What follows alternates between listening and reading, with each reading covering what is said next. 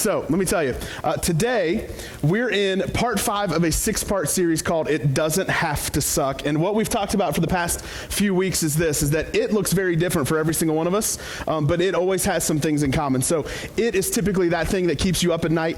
It's what stresses you out to the max. It's what makes you worry when you get a phone call from a number you don't recognize. It's what makes you get stressed out every time you have to check your bank account or you just log onto something. It's what makes you worry every time somebody knocks on the door because you don't know if they're getting ready to say hello, sell you something, or repossess something.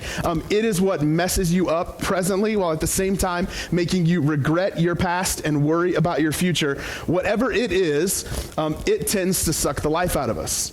We all have an it, whatever that it is. And so for the past few weeks, we've talked about everything from marriage to work to money. Last week we talked about forgiveness. Man, I would recommend going back and watching any of those. But last week, really, even for me, I'll be honest, man, it checked me a lot, even preparing for that week. And this week was no different. This week for me was probably the week that as I was preparing, I felt like in some ways I was very much preparing for myself and thinking through some things for myself and having to struggle through some things, because this week we're talking about the it of fear. Because for every single one of us, we have a certain level of fear. Now, how fear is expressed in your life or what you're fearful of might be very different than the person next to you or in front of you or behind you, but we all wrestle with fear, and the people who wrestle with fear the most are typically the ones who say they're not afraid of anything. Because usually they're just trying to hide their fear, or they're trying to hide themselves. And so we're going to talk about the it of fear, and to do that, we're going to look in Matthew chapter 14, which will be up on the screen here for you, or if you've got a Bible, you can turn there. It's page 642 in my Bible, which doesn't help you out at all, but that's where it is in mine. But Matthew chapter 14, and we're going to read this account that Jesus has with specifically one of his followers, but that a lot of his followers get to see. And we're going to see how Jesus embraces the fear of one of his followers and what his followers learn from an instance where they're scared to death and yet something incredible happens. All right, so Matthew chapter 14, starting in verse 22. It says, immediately he being Jesus, made the disciples get into the boat and go before him to the other side while he dismissed the crowds. And after he had dismissed the crowds, he went up on the mountain by himself to pray. When evening came, he was there alone, but the boat by this time was a long way from the land, beaten by the waves, for the wind was against them. So there's a huge storm happening, right? This is not just like a little thing, but the wind is beating the boat up, the waves are crashing, everything's going on. And then in verse 25 it says, and in the 4th watch of the night he came to them walking on the sea. But when the disciples saw him, once again he being Jesus, when they saw him walking on the sea, they were terrified and said, it is a ghost. And they cried out in fear. But immediately Jesus spoke to them saying, take heart, it is I, do not be afraid. And Peter answered him, Lord, if it is you, command me to come to you on the water. And he, being Jesus, said, come. So Peter got out of the boat and walked on the water and came to Jesus. But when he saw the wind, he was afraid, and beginning to sink, he cried out, Lord, save me. Jesus immediately reached out his hand and took hold of him, saying to him, oh, you of little faith, why did you doubt? And when they got into the boat, the wind ceased, and those in the boat worshipped him, saying, truly, you are the Son of God.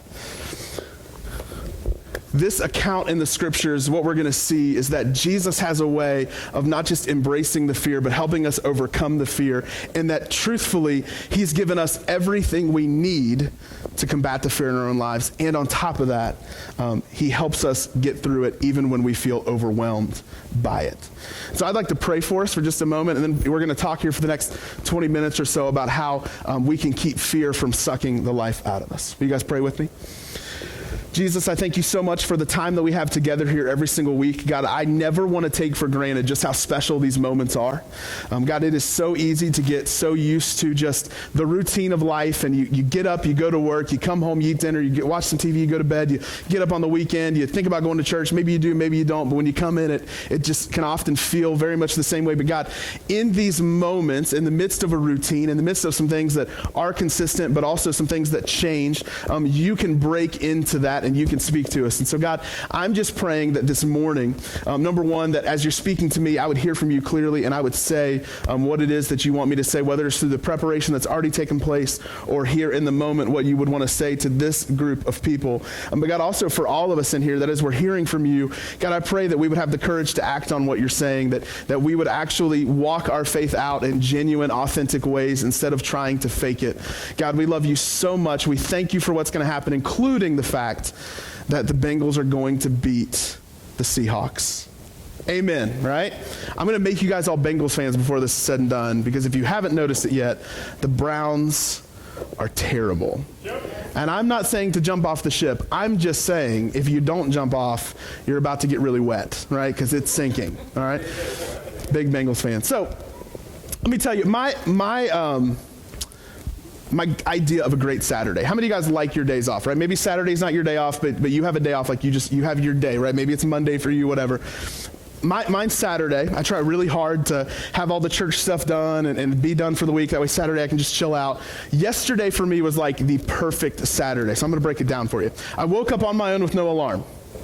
Number one, that's a win, right? Like when you don't have to have an alarm blaring and buzzing in your ear, that's fantastic. And then I woke up. Katie was speaking at an event yesterday for a kids ministry in Canton. And so I come downstairs and she says, hey, can you just leave me alone for a little bit? Now that might offend you. I'm thinking to myself, boom, I'm putting on the sweatshirt, putting the hood up, putting on Netflix on my iPad, and I'm laying in bed for a couple hours. So I laid in bed and watched Netflix for like 2.5 hours, right? Because the new season of Arrow just got on there. It's really worth it. I just thought, I got to keep watching it. So I just laid in bed, watched Netflix, got up, made some food, watched some football, took a shower at like 4 o'clock in the afternoon, went out to dinner with Ronnie and Sheena, came home, watched some more TV, did nothing. It was a perfect Saturday. And here's what makes it to me just a perfect Saturday, is I'm very naturally introverted. How many introverts we got in here, right? And some of you don't want to raise your hand because you're introverted, right? How many extroverts, like you just like being around people, you're always the life of the party, right? This is you. I think people confuse me for an extrovert because I talk in front of people. I am very introverted. Like I love, no offense to you guys, I love to be alone. I do. Like I get to a place, especially Sundays, like we have church, and then sometimes we'll have lunch with people, we'll have meetings and stuff like that. When I have days like that, I get home, I just want to be left alone, so much so that when I wake up on Monday morning, I'm typically a big grumpy butt. At least that's what Katie calls me in the morning, because I'm just mean, I guess. I don't think I am, but I guess I just am, because I just get so used to loving to be alone. Because here's what happens. For me, as an introverted guy, but even if you're extroverted, you probably need this sometimes as well. When you have been around people or around pressure or around things that are just getting to you, nothing fixes it quite like being alone for a little bit. Whether it's 30 minutes or 3 hours, nothing fixes all the voices that are coming at you or all the pressure that you're feeling quite like getting in your sweet spot, being alone, and doing what recharges you. And this is really what Jesus is doing in this story when we get introduced to him in Matthew chapter 14, is Jesus has just gotten done ministering to a ton of people. He's hearing all these people who need something from him, want something from him, or even sometimes want something for him because he's got followers that want him to become king. And so Jesus, what he would often do is he would go by himself and he would pray. Now, maybe that sounds weird to you because you're thinking, well, Jesus is God, so why would he pray? You ever thought about that? Like, why is he praying? But here's the thing. Jesus understood, because once again, we believe, and this is too deep to get into this morning, we believe in a triune God, that there's God the Father, God the Son, God the Holy Spirit. They work in cooperation with each other, but very different from each other. And so Jesus would pray to the Heavenly Father. He would rely on the power of the Holy Spirit, right? So this is just the cooperation. But Jesus would get alone to pray because it was necessary for him. It was necessary for him to kind of hit pause on everything else, all the voices, all the pressure, and get alone with his Heavenly Father and speak to him and get recentered. And I think that's something all of us need. See, for us, what happens is typically, I think most of us would agree that we believe prayer is important. Right? You've probably grown up praying for something, whether it was just for a meal or you prayed before bedtime. Most of us have it ingrained in us that prayer is an important exercise, and yet many of us don't do it. Would you guys agree with that? Right? Many of us, I think it's a lot of intention. We want to do it, we think to do it, but we just don't. And the biggest reason is I think we've convinced ourselves we're too busy to pray. I do that all the time. I just go from point A to point B, and I'm thinking, well, I don't have time, and you just keep kind of pushing it off. But think about Jesus for a second. When he started ministering, he was about 30 years old. All right.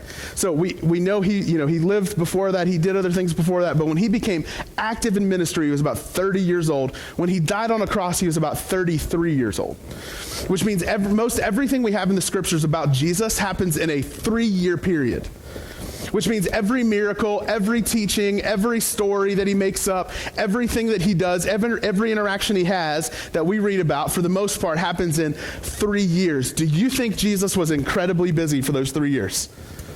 Absolutely.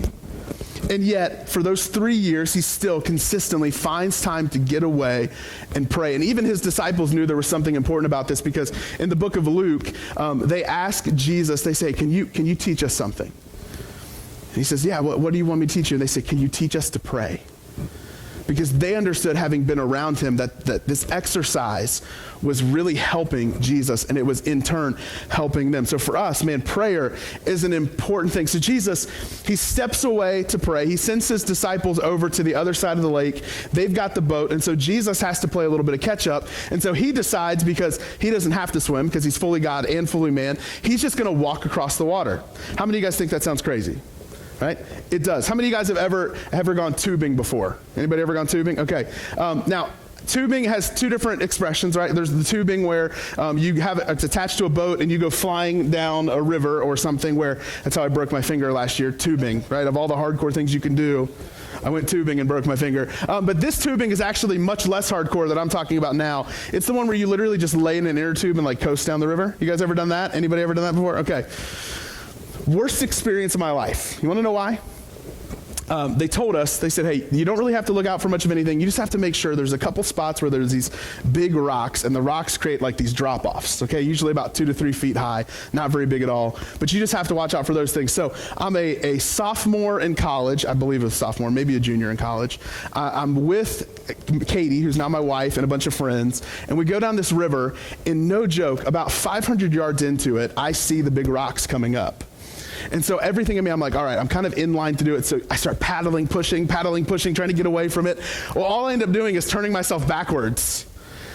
And so I'm approaching the rocks backwards, and all of a sudden, all anybody sees is me flipping backwards over the rocks, landing on my face. It's shallow water, and my inner tube just goes flying down the river. And so I have to do what anybody in that moment has to do, is I have to stand up in the shallow water and start running after my inner tube. Okay, so I look ridiculous. It's all jagged rocks. It's not like a pool where it's nice and smooth. You're in a legit river. I'm getting cut up. I'm bleeding. I'm chasing this thing. And if it wasn't for this random guy seeing me struggle and grabbing my inner tube so I could catch up to it, I would still be chasing this thing down the Ocoee River, all right? It was the worst experience of my life. So all that to say this, I had a hard time walking in the river. I can't imagine how hard it would be to walk on the water. And yet Jesus is walking on the water, and he goes out to his disciples. And when they see him, the Bible makes sure to let us know that it's during the 4th watch of the night. Now, the 4th watch of the night, just so you know, is usually between 3 o'clock and 6 o'clock in the morning.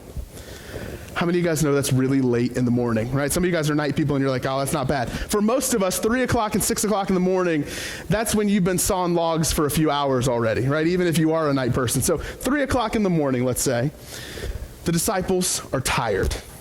They've been working all day. They're sailing now. There's a storm. The wind's beating them up. The waves are hitting the boat. Everything's kind of scary. It's a little chaotic. And all of a sudden, 3 o'clock in the morning, they see a guy walking on the water. And they automatically have to be thinking, who spiked our drinks, right? But they look at it and go, this has to be a ghost. Now, the reason they think this is because when you stay up and you're tired and it's between 3 o'clock and 6 o'clock in the morning, you think things and do things you would never do during the day, right? When I was a youth pastor, I worked with students in grades 6 through 12, and we would do these things that were called lock-ins. You guys know what lock-ins are? It's Greek for from the pit of hell, all right? Lock-ins is where you would take all these teenagers who have not quite learned how to shower yet, and you take them, no offense to teenagers in the room, but you take them and you put them in a church, in a smaller room in the church, and the parents just go, all right, we'll see you when the sun comes up. And so it would be like 9 or 10 o'clock at night until 8 or so in the morning. You're just locked in a building with all of these teenagers. And so my way to have fun with it was I would wait till about 3 or 4 in the morning, and I would convince them to do things that they would never do at 3 or 4 in the afternoon, one of which is something called the Gallon Challenge. You guys ever heard of the Gallon Challenge? The Gallon Challenge is where you give someone an hour to drink a gallon of milk and hold it down. Here's the problem with doing that, is it's supposed to be physically impossible because at some point, whatever happens in there, I'm not quite sure what it is, you just begin to violently throw up the milk that is in your system. And I don't mean like, I'm kind of sick. I mean like you could paint a wall with this stuff because it is coming out with such force and pressure. It's like a fire hose, all right? So I would get these students together and I'd already know like, okay, because some of you guys are thinking like, you could have killed someone. I'd talk to the parents. I'd see if they were allowed. But I'd get some of them that I knew, hey, they can try this out. And so we had like this one time, it was awesome.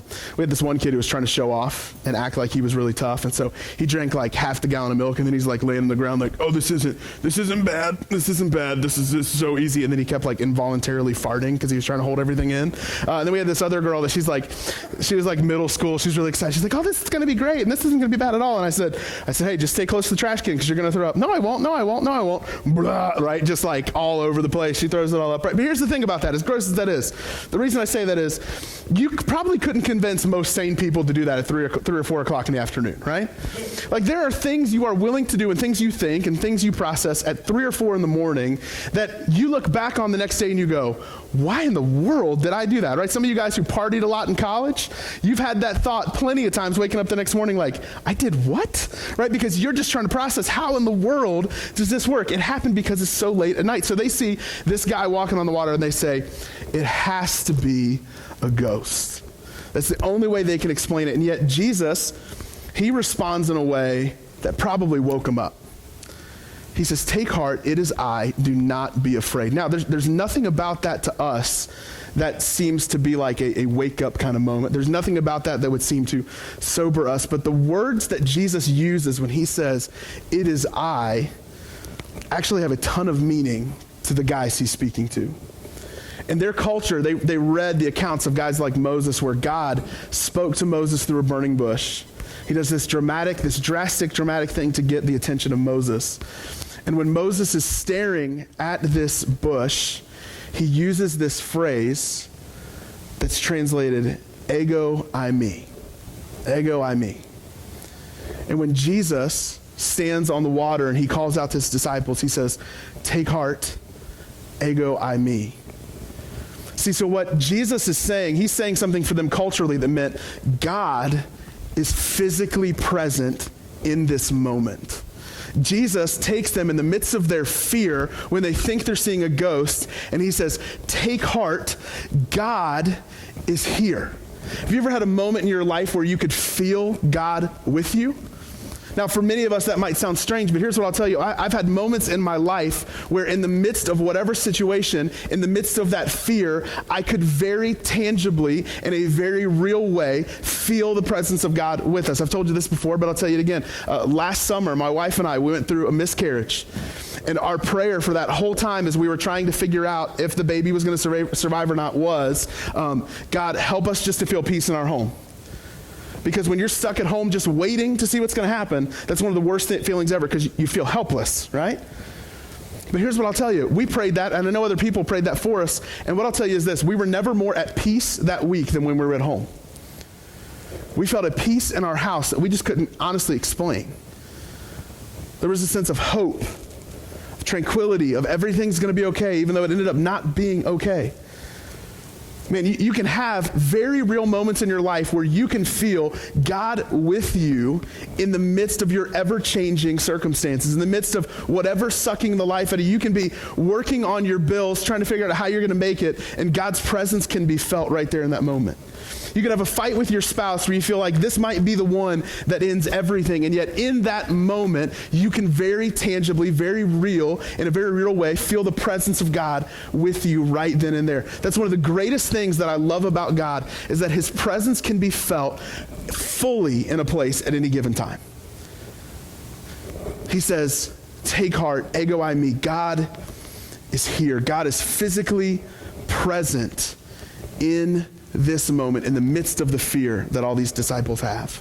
In the midst of a storm, in the midst of thinking they're seeing a ghost, he says, ego eimi. God is.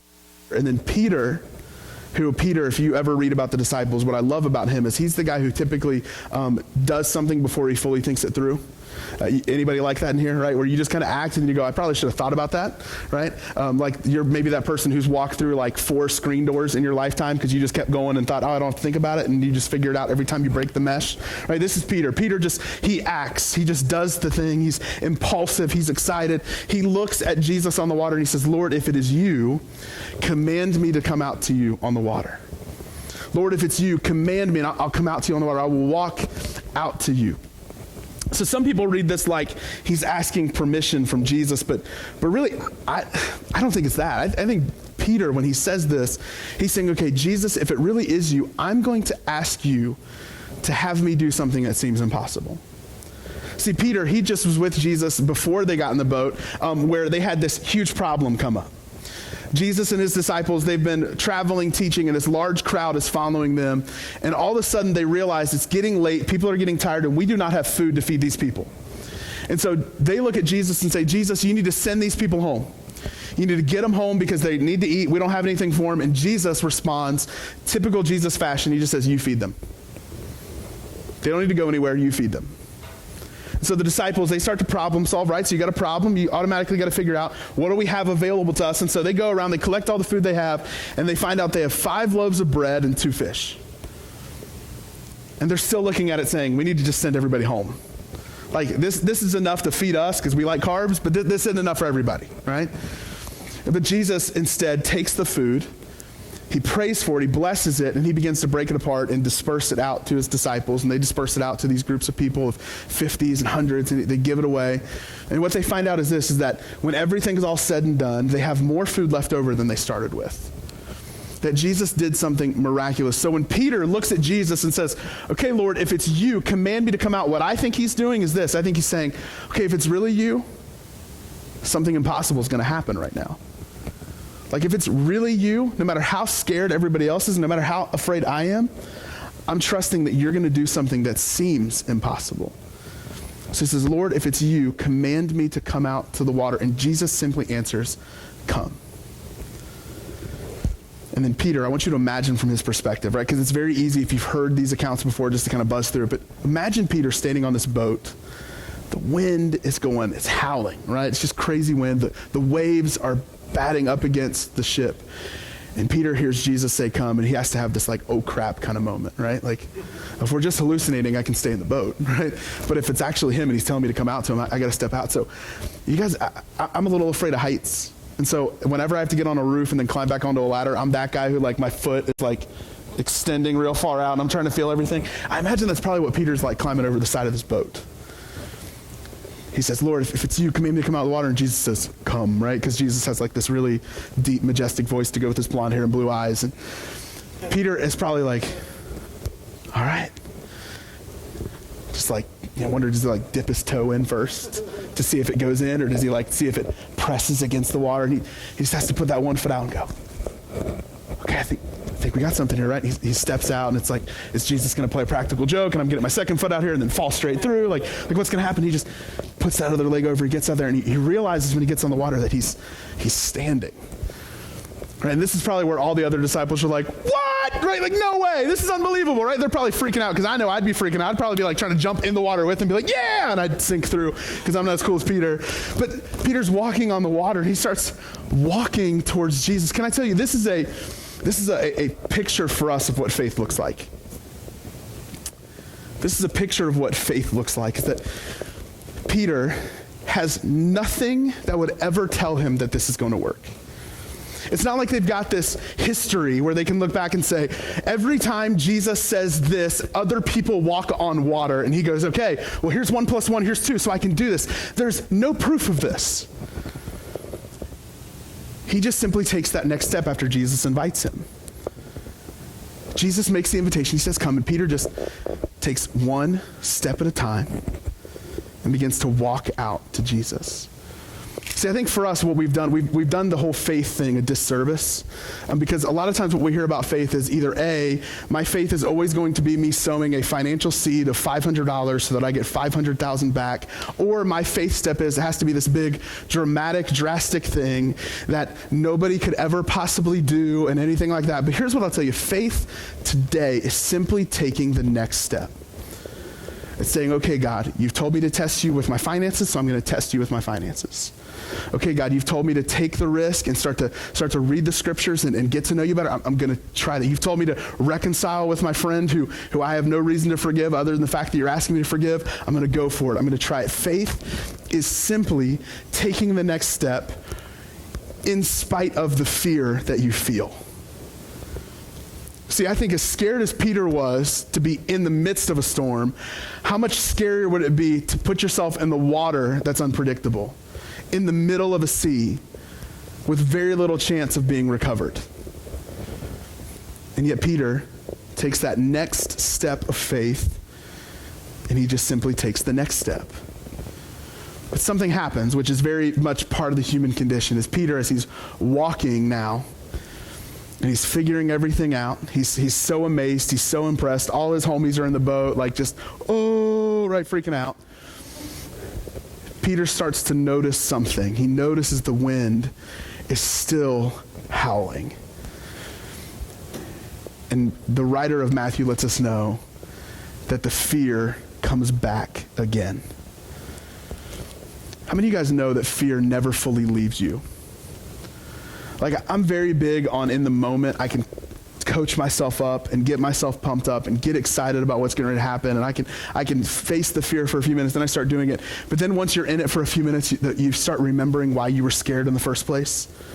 Like, you start remembering what made you afraid last time you tried this, or what made you afraid when you thought about this, and what made you afraid the last time you had a conversation like this, and you start to feel that fear again, and in the moment you start to shrink back.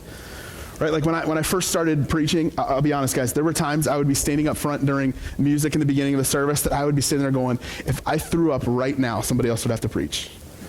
And I would really think about it, right? Because I was so scared and so nervous. I'd literally be thinking, how bad would it be if I lied about throwing up in the bathroom and came back and told the pastor and he just had to preach? And this wasn't that long ago, right? This is like maybe 5 years ago.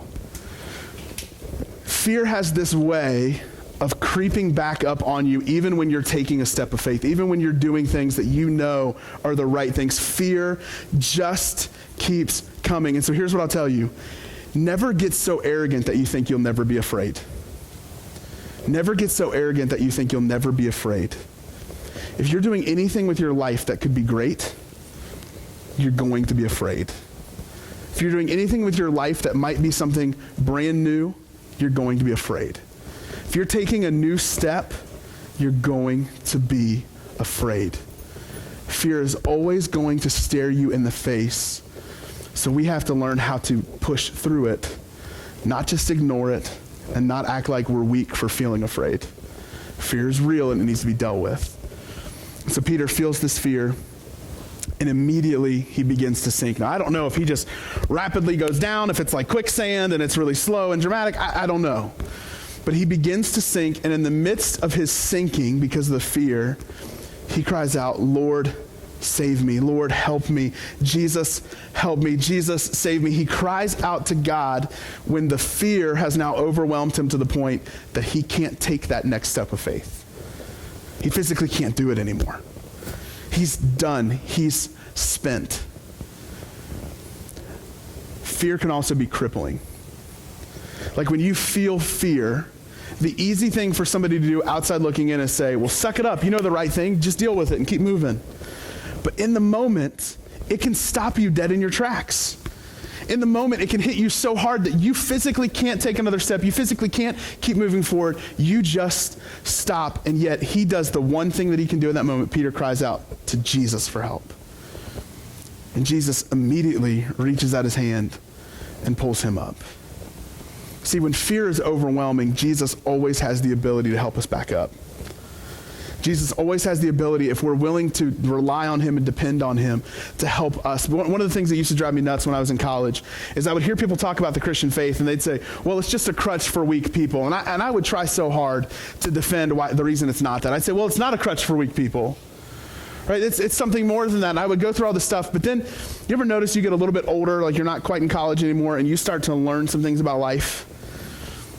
And I started realizing that, no, absolutely, Christianity is a crutch for people. It's a necessary crutch. It's a necessary assistance for us because we cannot do life alone. We cannot experience life the way it's supposed to be experienced all by ourselves. We need someone who's greater than us to intervene on our behalf, to help us. And to act like we don't is pure arrogance. Because even apart from Christ, chances are you haven't done much of anything completely on your own. Chances are somebody's given you a break or somebody's given you advice, somebody's helped you out.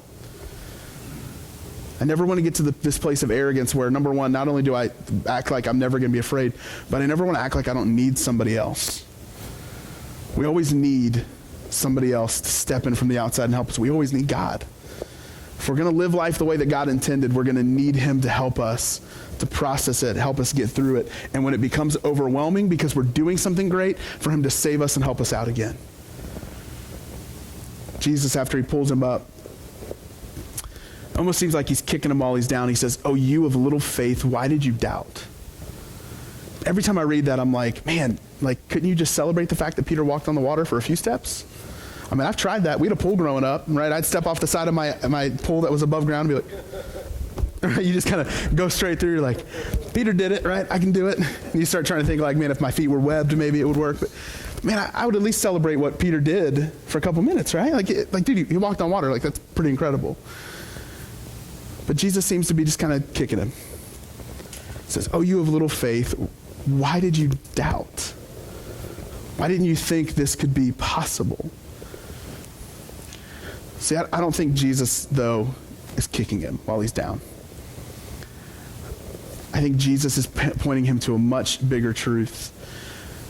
That if he just kept focusing on him, he could do anything. But the second he took his eyes off of Jesus and he let himself get consumed by the fear again, that's when everything stopped. See, for us, I think it's so important for us to constantly remember in the forefront of our mind what's most important. Because for you and for me, it's so easy to get consumed by the day-to-day that we forget the big picture. It's so easy to get consumed by the details that are pressing now that we forget about the big picture, what's coming up, what's getting ready to happen, and what's truly most important. Yet the Bible about Jesus makes this claim in the book of Hebrews that for the joy set before him, what was coming up, that he endured the cross for us.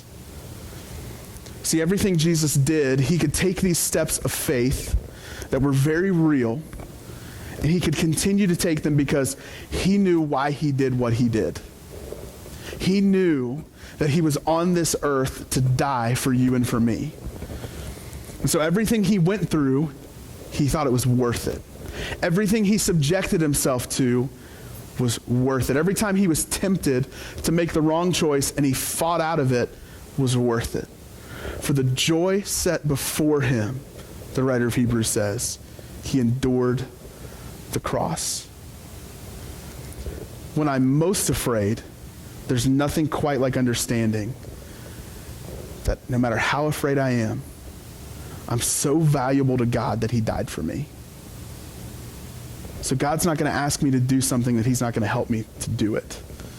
God's not going to put me in a situation just to lose, but he's going to help me through it. That I can be afraid of everything else, but my faith in Jesus has to ultimately overcome the fear.